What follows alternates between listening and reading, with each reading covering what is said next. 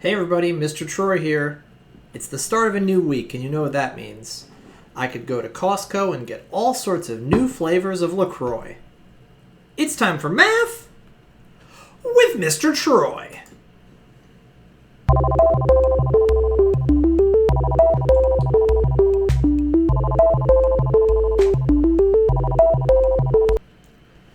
Alright, we just learned what complex numbers are, and we learned we've been using them our entire lives. My favorite complex number is 17. I don't know about you.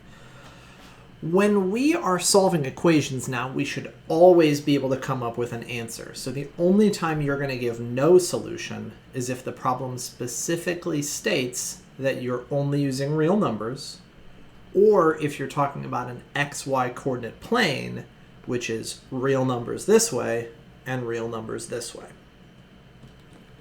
In this video, we're going to talk about factoring and square roots, two things that you should know from Algebra 1.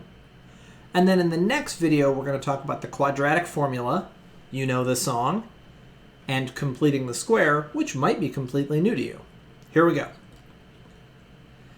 So the type of equations that we are going to talk about are quadratic equations. A quadratic equation is a second-degree polynomial equation, and this one is a second-degree polynomial equation in x.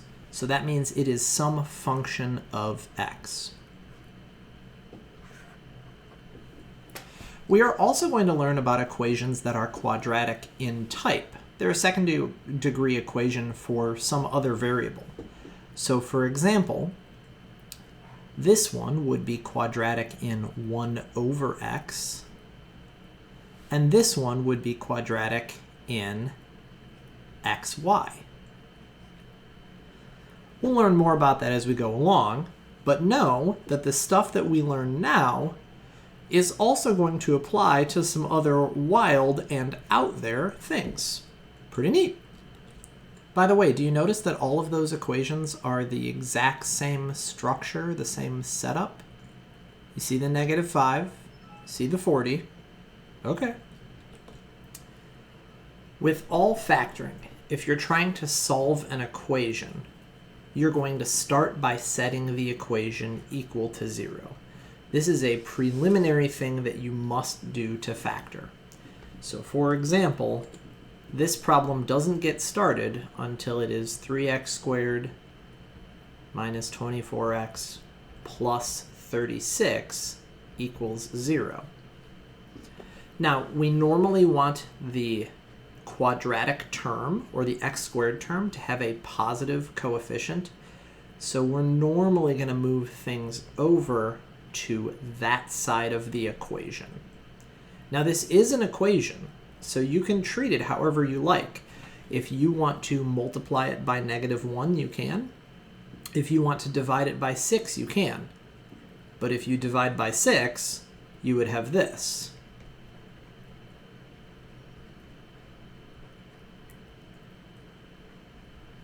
So maybe you don't want to do that.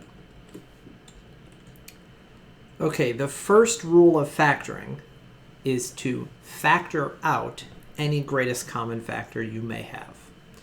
So for example, in this first problem, you want to factor out a -5. Like I just said, you want that lead coefficient to be positive if you can after you've factored. Now, this has a numerical greatest common factor of 5 or -5, and there's also an x in both terms. So we can actually factor to make this. -5x times x minus 8. Once you do that, you're going to apply the zero product property, which is to set each of these parts of your product equal to 0.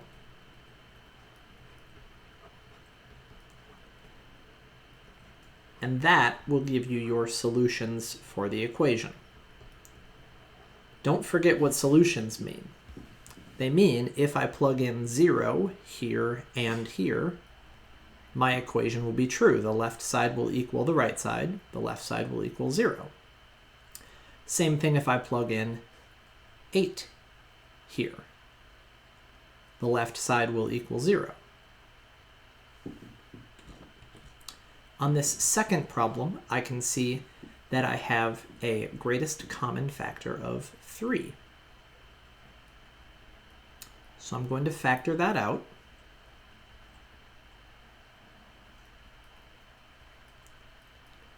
In an equation, you could also divide both sides by 3. That's a perfectly acceptable way to do it. Then I'm going to see, what do the parentheses factor down to? So in this case, it's x minus 6 times x minus 2. Don't ever drop this equals 0. Then our answers, our solutions, come from setting either set of parentheses equal to 0. In this problem, we're going to set each set of parentheses equal to 0, and we're going to get 6 and 2. If you go back to this problem, the reason I had to set negative 5x equal to 0 is because it has a variable to solve for. 3 does not have a variable to solve for, so it doesn't make sense to set it equal to 0. So a thing that people find more challenging about factoring is when there are many, many options for how to factor. If I start by setting this equal to 0 again,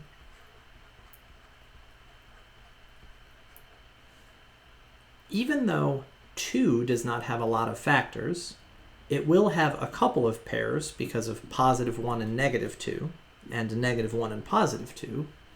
And also, there are multiple ways to make 6. So, I could be factoring like this, or I could be factoring like this. My suggestion to you is that you set up both of these possibilities and then think through how you could plug in the negative 1 and the positive 2. And every single place you plug those in is going to give you a different answer. So there are at least, well, I think 8 options. Maybe it's 4. I don't know if I counted that correctly. That's a different branch of mathematics. So I know that they have to be opposite signs because I'm ending up negative. And I always start with the two numbers that are closer together. So for example, if I put my plus 2 here and my minus 1 there, then I check and I say, okay, this makes 6 minus 2. That's not right because that makes positive 4x. So why don't I try switching them? So why don't I try my plus 2 here and my minus 1 there? This makes negative 3 and positive 4, which is x. Oh, that's what I was trying to get, 1x here.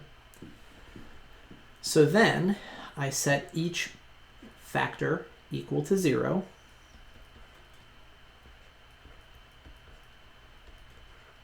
And I solve.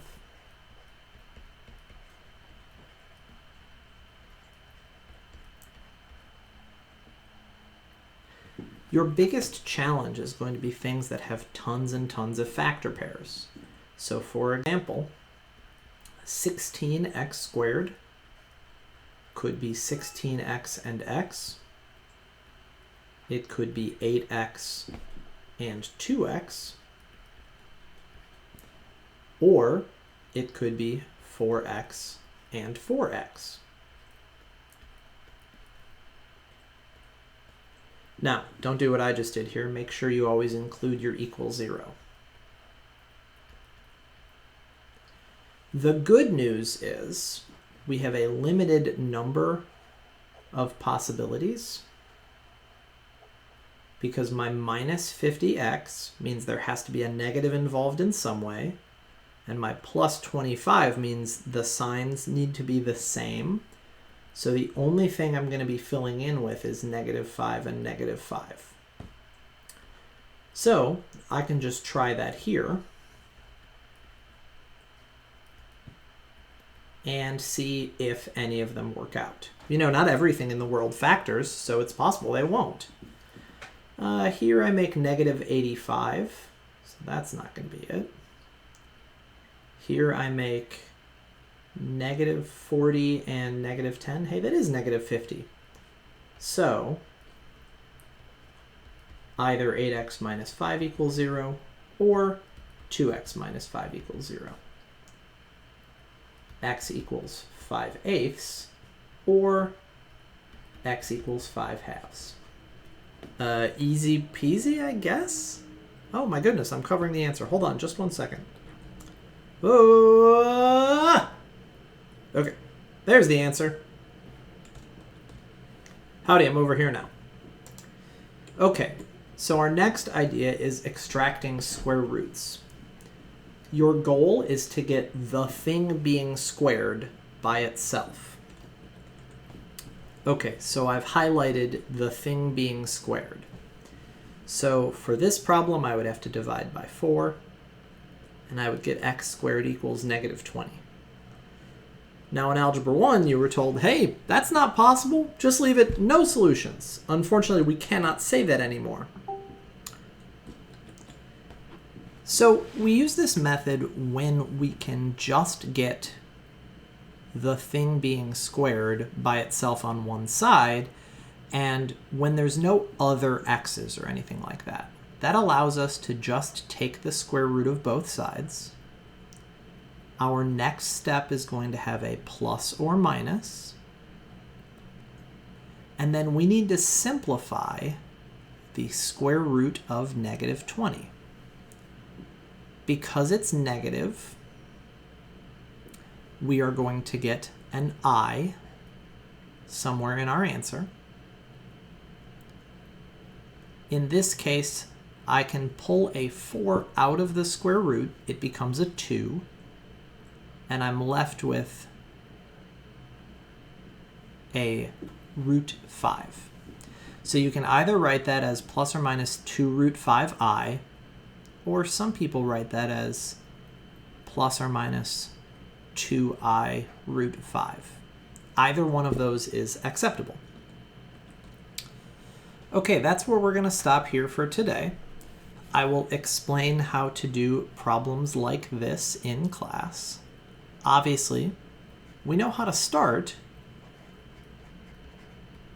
but there are some complications of where to go from here. Technically, you learned this in Algebra 1, but I think a reminder is probably helpful. All right, see you around, gang.